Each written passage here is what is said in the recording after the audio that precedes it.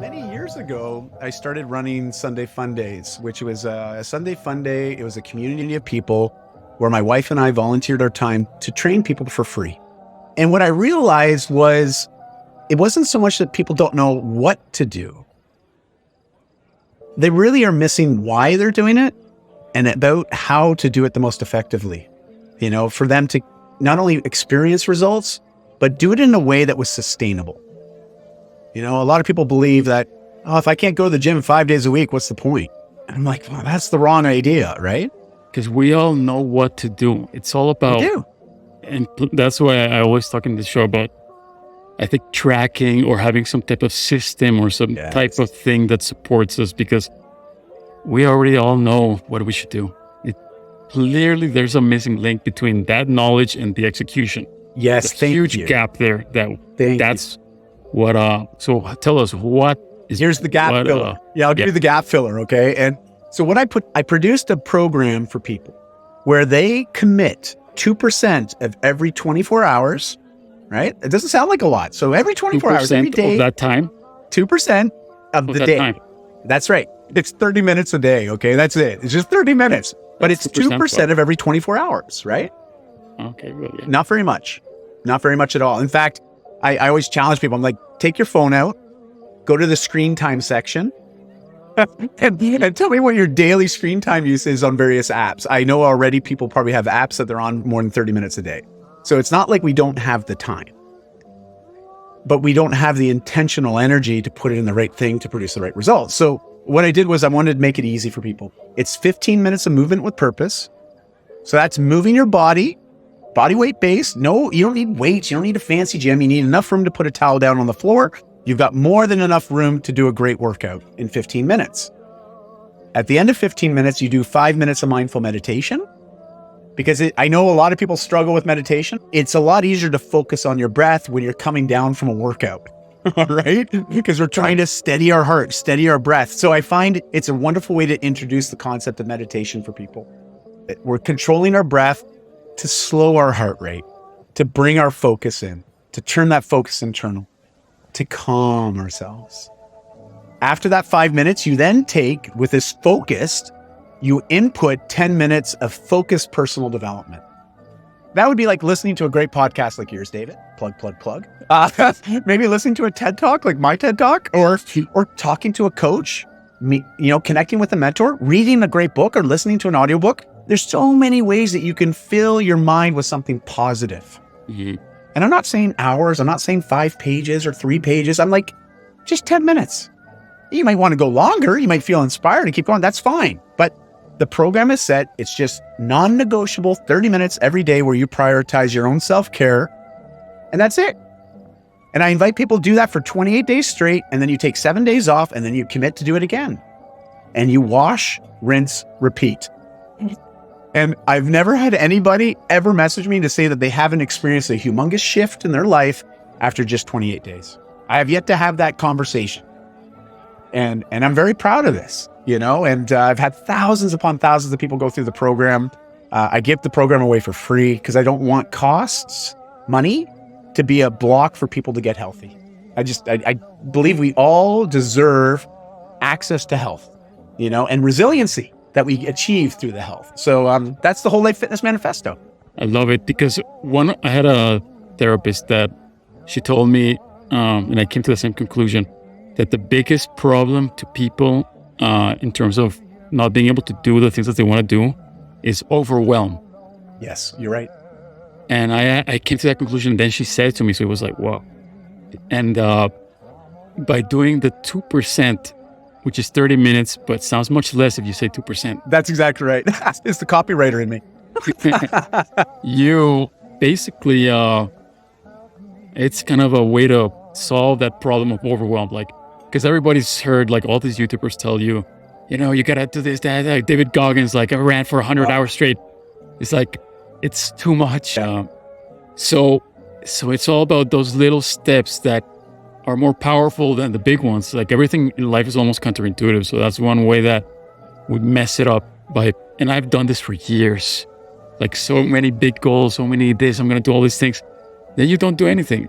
So it's just start small, 2%, that's 30 minutes a day. that 30 minutes is like consistent. It's hard to, like if somebody tells you you got to run all this, it's easy to make an excuse, but if you make it small. So I love that. So in terms of the relationship, so tips, like, do you have things that you do with your wife? Absolutely. That people can implement that, you feel that really is important?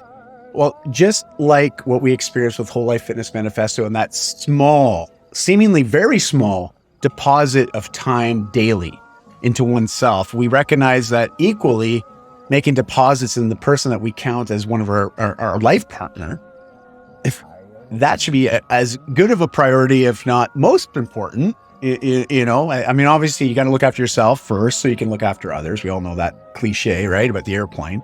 But moving past that cliche, when it comes to our relationships, I mean, how active are we in constantly wanting to rediscover things about our partner? And I know for myself, I found myself distracted and getting very complacent.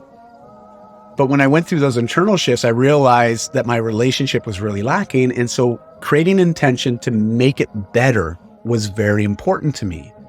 And so the way that we started that was we created a non-negotiable night every week where we would sync up our calendars and we would let anybody and everybody know that if we ever were invited on Saturday nights after 5 p.m. to do something, it was either we're doing it as a couple or we're saying no. As we set 5 to 10 p.m. And that was it. It was non-negotiable. One night a week was just for us to connect. And I'll tell you, David, plan dates, you plan like a romantic dinner. Sometimes it'd be Netflix and chill and ordering Uber Eats, right? Like, again, I think if you get really into the minutia and you're trying to be prescriptive with what to do and how to do it, yada, yada, yada, you create barriers for yourself, because then you start to believe that if I can't do it, at least to that extent, what's the point? Yeah. Because I see this and I found myself thinking that way too. Okay. But that's why I'm not prescriptive, but I do say you've got 5 hours.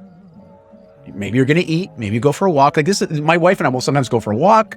We'll go grab a coffee. Maybe we'll have a snack or an appy at like a tapas bar.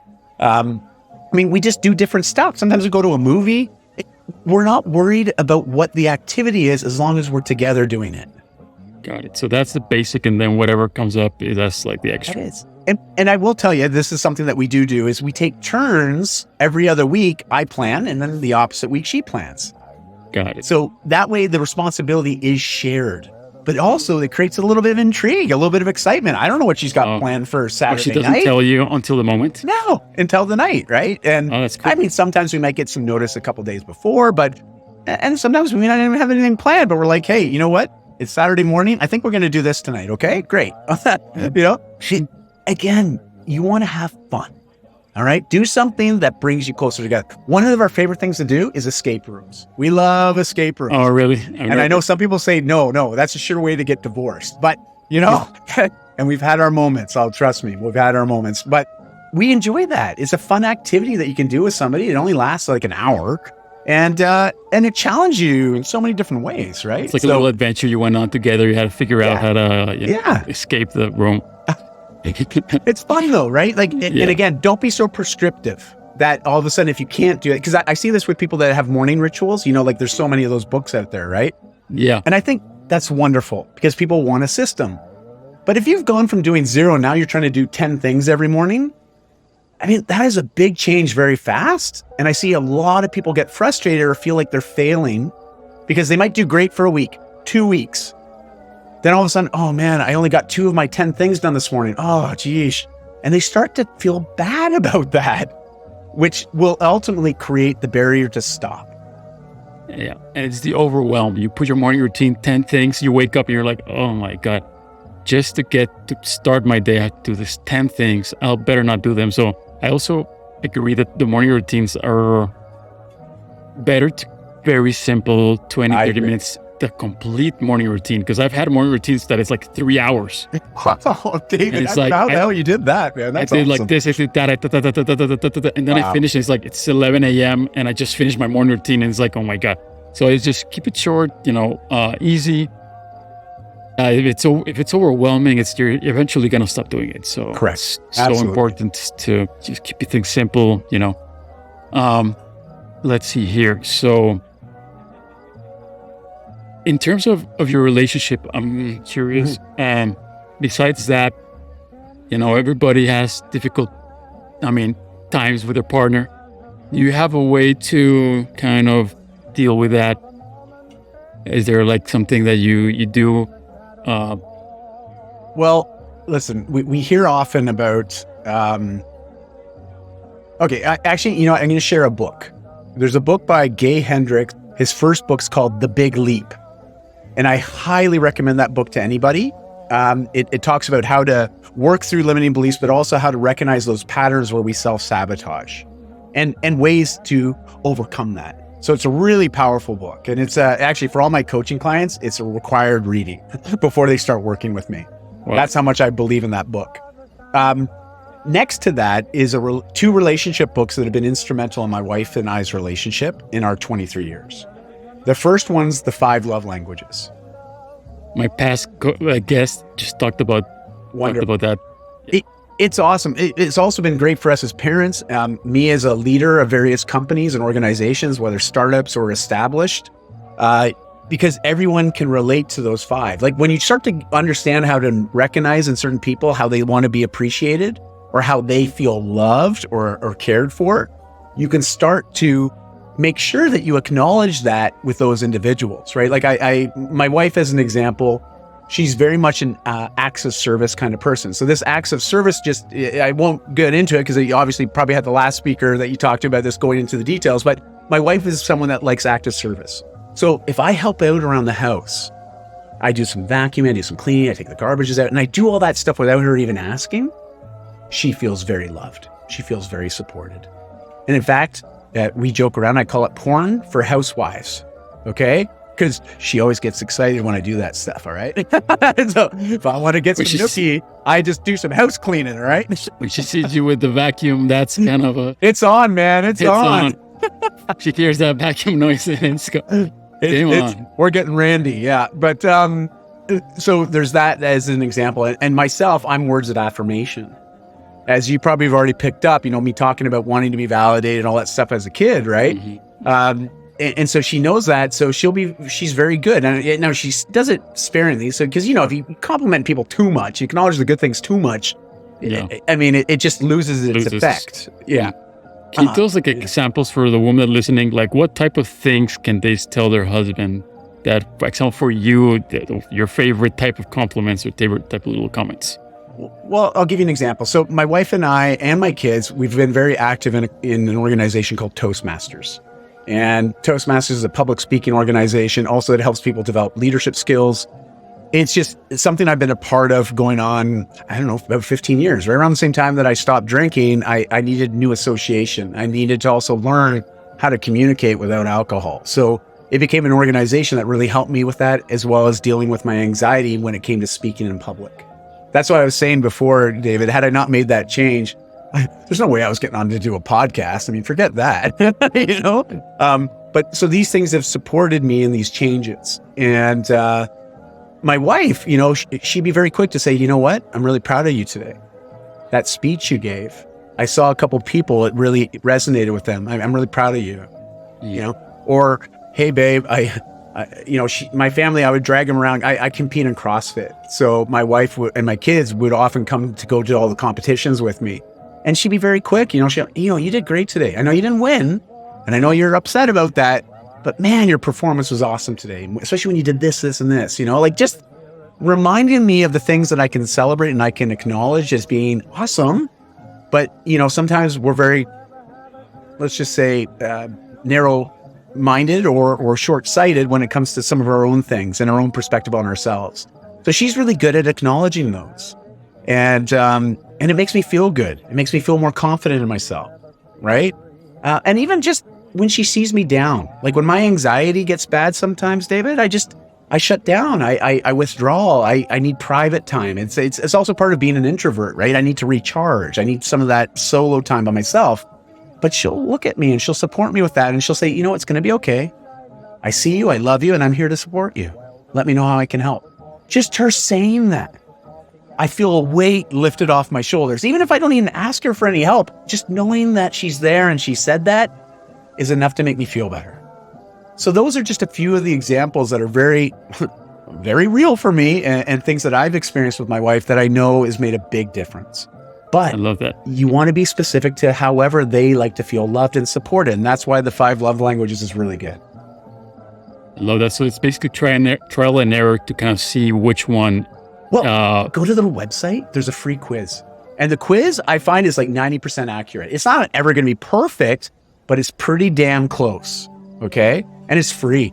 You just go on, you put in your email, and then you're going to get on their email list. But it's actually, they've got really good emails, so it's worth it. But they'll send you your quiz results, and they'll say, this is your primary and this is your secondary language, and this is what it means. And it's really helpful. I do recommend to my clients to always do the quiz with their spouses so they can learn a bit more about how each other feel appreciated and loved. Wow. No, that's awesome. And thank you so much for that. Yeah, you're welcome, David. So you're big on balance, right? Sort of. I'll explain. Only because, this idea of it's like time management, right? Time management, work-life balance.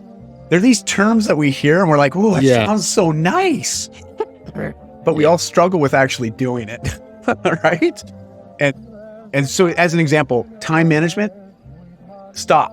Everybody's listening or watching, stop trying to manage your time and start managing your commitments, right?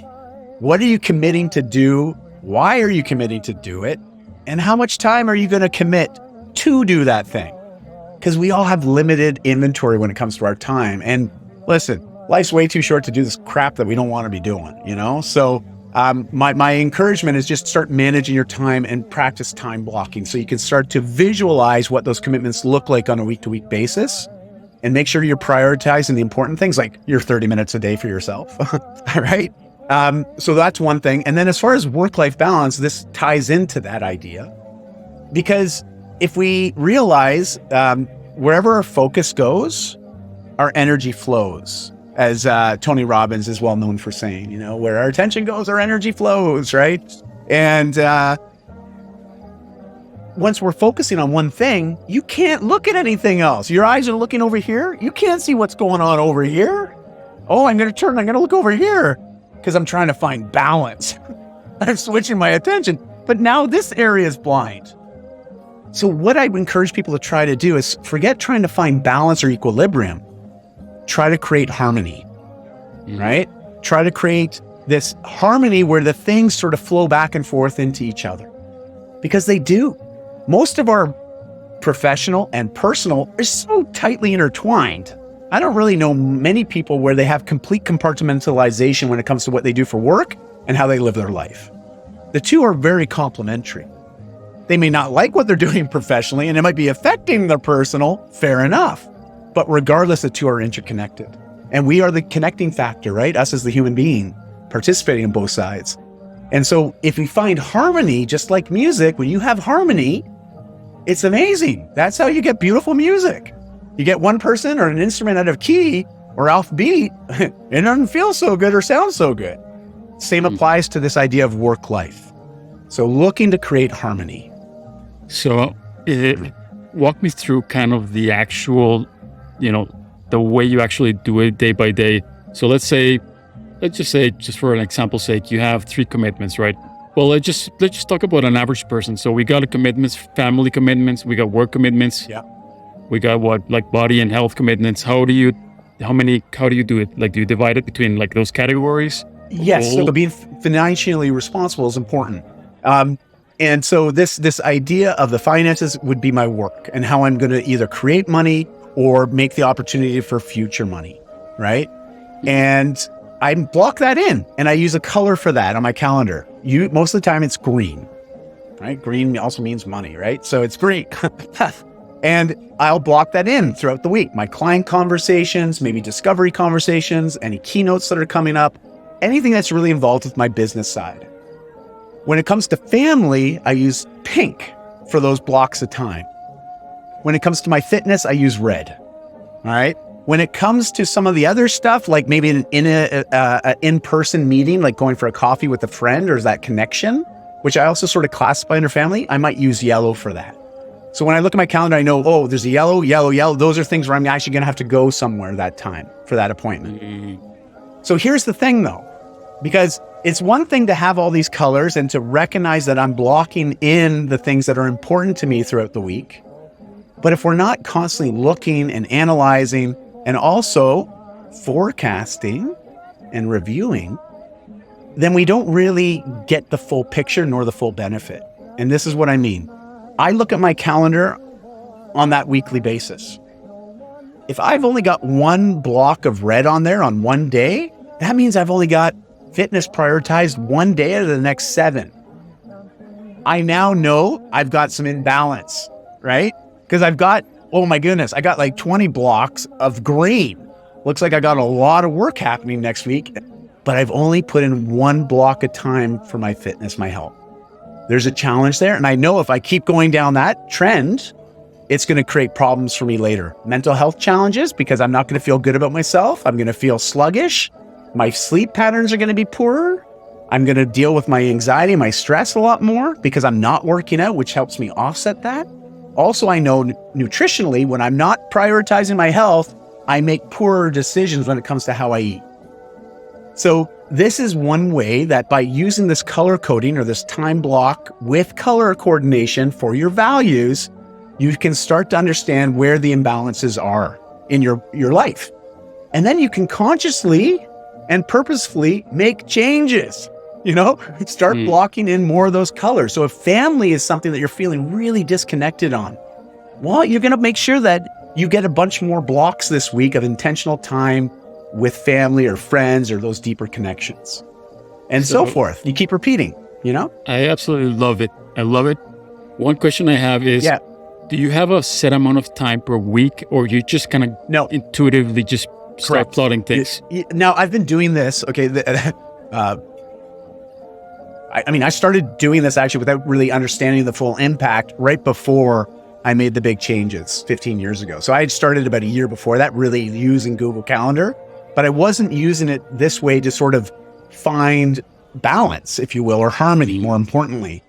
Once I started to look at it that way, it made it much more intentional when I came time to put energy into certain things. But I'm not so prescriptive that I have to have so many blocks of red, so many blocks of green, so many blocks of pink, pinks for my family stuff with my girls. I'm not prescriptive to say, oh, if I don't get 5 blocks in, oh boy, I'm failing, because again, I think when we do that and we set that sort of prescriptive approach, it just creates opportunity for failure. Because I'll tell you right now, you can have the best plan in the world, best intentions in the world, but then you might wake up in the morning and the car doesn't start. Yeah. And it's like, oh crap, I had this appointment, I had this family thing. My whole day is going to change now. Oh, for me, right? Well, today's a write-off. Forget it. Yeah. I guess I'll have that pizza at lunch now. It's amazing how we let a little thing, that slippery slope, become a big slope. And so I'm very critical on this. I invite people, don't worry about how much. You will intuitively know the more you do this, you're going to recognize what you need more of.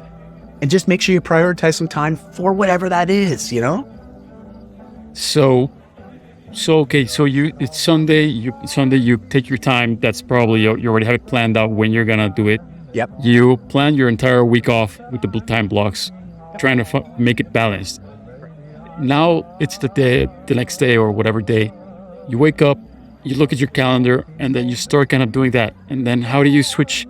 How do you make sure that you're not just stay doing that thing? Do you put like an alarm to trigger you to do the next thing? Or how do you do it in the moment? What's happening in the moment? You could be like, I've got reminders set because I've got everything synced up with my Google Calendar. So I'll get the notification on my phone. Oh, I've got this appointment at this time. Or I'm really good at honoring my commitments, but also please note, I don't paint my calendar all these different colors where it becomes this mosaic of colors. I have a lot of empty space. Okay. Because that free space is opportunity for me to do things that I want to do. And but it doesn't mean I have to, but I've got space to do things, but also space to allow things to move into the next thing, right? Like if I've got fitness blocked for 1 hour, but I'm at the gym, I'm having fun, a friend shows up. I'm halfway through the workout, so we decided to do something else. Well, now I'm going to stay for an hour and a half, so an extra 30 minutes. I had space there so I could do that, you know?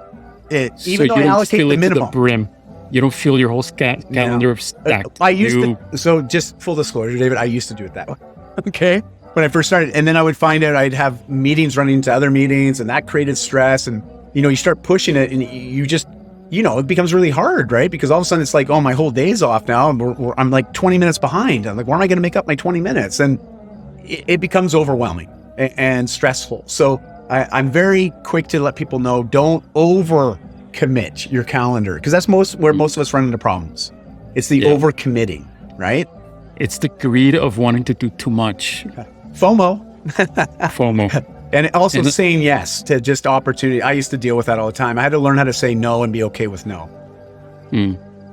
Yeah, I mean, I've tried to do like the calendar thing, but I stacked it to the brim. That's tough. And then it doesn't work. And then, so I love it. So how much, like, let's say in a normal day, you're looking at your calendar, what percentage of it do you feel, obviously of the waking time, and how much percentage roughly, obviously, do you kind of let those spaces for it to?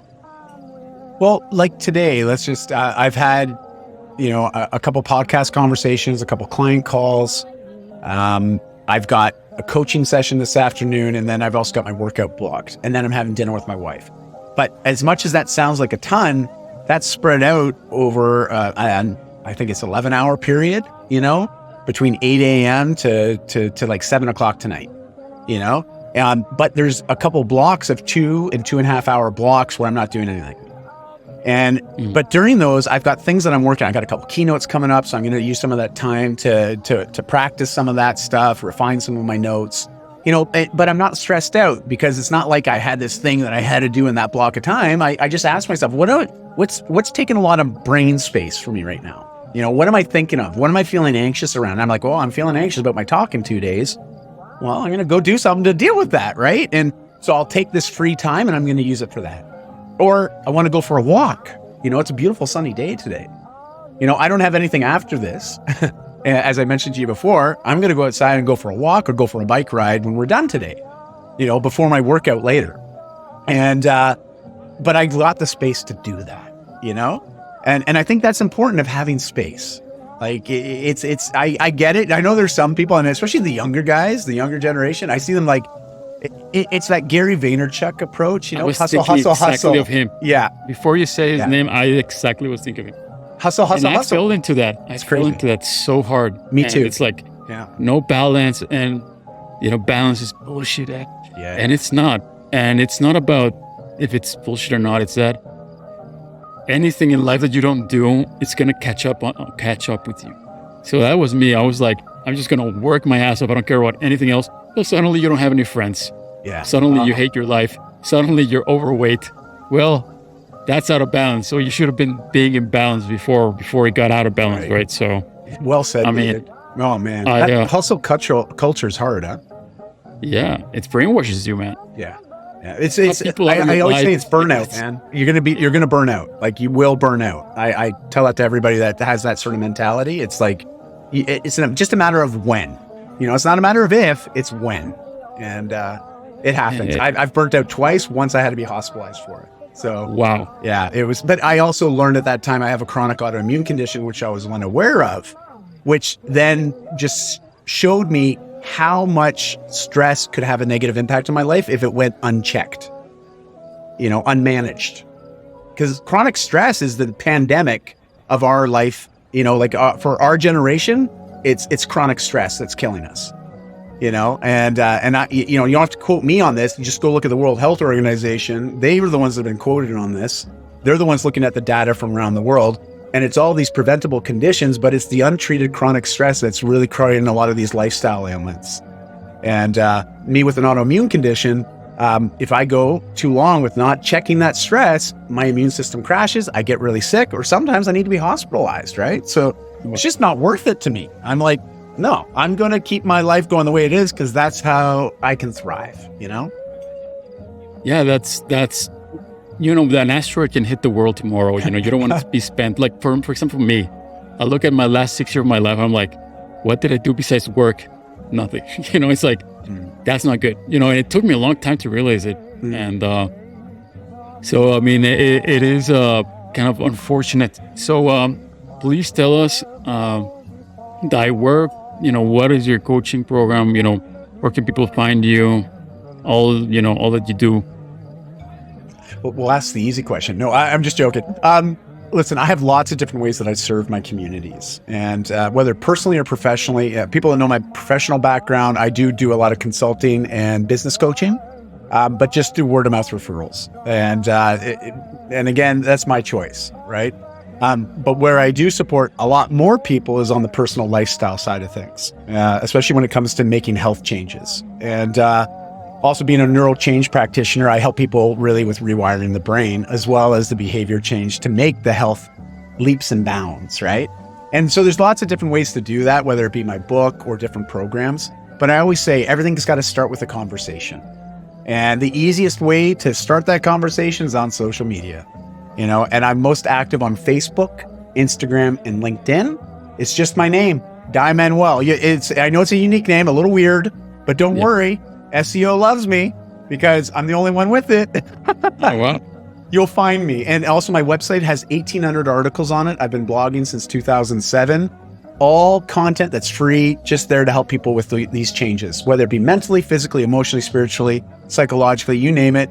I've got some content to help you. And that's where we can start, I love that. So people, if you want to connect with you, the best way is go on one of these social media platforms, look you up, Dai Manuel, Manuel. I mean, the title is going to show notes, but still some people are listening and they want to be typing it. Then they should just message you right on the spot and start a conversation there. Maybe just tell me, hey, I heard you and David talking and this is a change I'm working on. I love hearing about what people are working towards. I think it's powerful. You know this probably better than anybody, David. It's one thing to have a goal in mind. And if we hold on to it and we keep it in our head, well, the likelihood of us succeeding with that goal is very little. You talk about it, even more people. You write about it, more people. But if you write and talk and ask someone to hold you accountable to it, the likelihood of you succeeding is extremely high. And I love hearing about how people are succeeding. So just like you, David, I mean, I just got to honor you. It's amazing what you do. Thank you for creating this platform and this podcast, because these conversations that you're capturing, my goodness, we need more of it in the world. So thanks for being a great role model for all of us. And I hope I can follow suit when I launch my podcast. Thank you so much, Dai. No, and I wanted you also can you tell us about your books? I'm really curious. Oh, sure. Tell us about your books, what are the names of them? What are they about? And then in Amazon, how should they look? Yeah. Well, if you're in North America, and even actually there's other parts of the world, I found my books in various bookstores, which is really crazy. In India and also in Thailand and wow. Weirdest thing, seeing my God. book on those stores, right? And wow. But in North America, Barnes & Noble, and in Canada, Indigo Chapters. But the easiest way for most, just on Amazon. And the Whole Life Fitness Manifesto is the main book that most people will find when they look me up. But just check it out, and the cool thing is I've got my new website going live and my new community going live. The Whole Life Fitness Manifesto program is free. It always will be free. So you don't even have to buy the book to do it. And I know my publisher, she really gets mad at me when I say that, but I don't care because it's my book and I can do whatever I want. So I invite people, just come visit my website. You'll be able to sign up there. And it's a 28-day journey that I'll guide you on. And if you don't see some big changes, I want to know about it, because that means I didn't do my job well enough to help you. And I would be very upset if that was the case. So please give me a chance to make it right, So your website is not yet up, but still, today is September 2023. So if you're listening to this in the future, which obviously you will, but I mean, way in the future, it's going to be up. So you might as well, give us the link if you already have it. Sure. Yeah, just daimanuel.com, just my main website. And there will be a button in the top right corner that says join the community. You click on that, follow the steps, and then you're in. You'll be in the community. Lots of great resources, videos, tutorials, access to any and all of my courses. Not all of them are free. I've only got 2 or 3 that are free. I've got the Sugar Detox program. I've also got the Discover Your Purpose program, and then I've got the Whole Life Fitness Manifesto. All of those are free.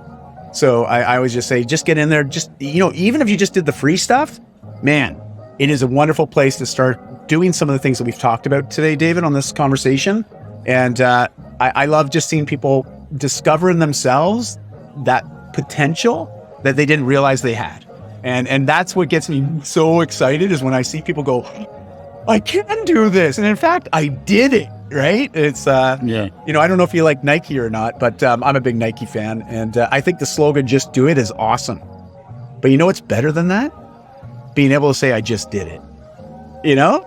Because that's you accomplishing what you set out to do. I think that's even better than just do it. It's like, no, just did. Right? And I know Nike's going to send me a cease and desist one of these days, you know? But there we go. You know, that's what I'm saying. No, man, I love it, Dai. It's been awesome meeting you. You know, for the people that are listening, you know, Dai is like, what is your age again? Sorry. I'm 40, almost 47. Almost 47. He's almost 47. He looks like, you know, 26-year-old surfer, you know, in Hawaii or something.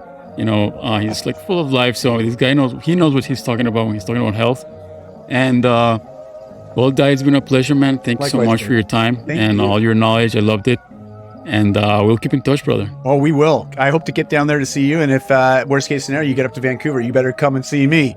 But either way, I know we're going to talk again, because when I have my podcast come out, you're going to be on it, man. So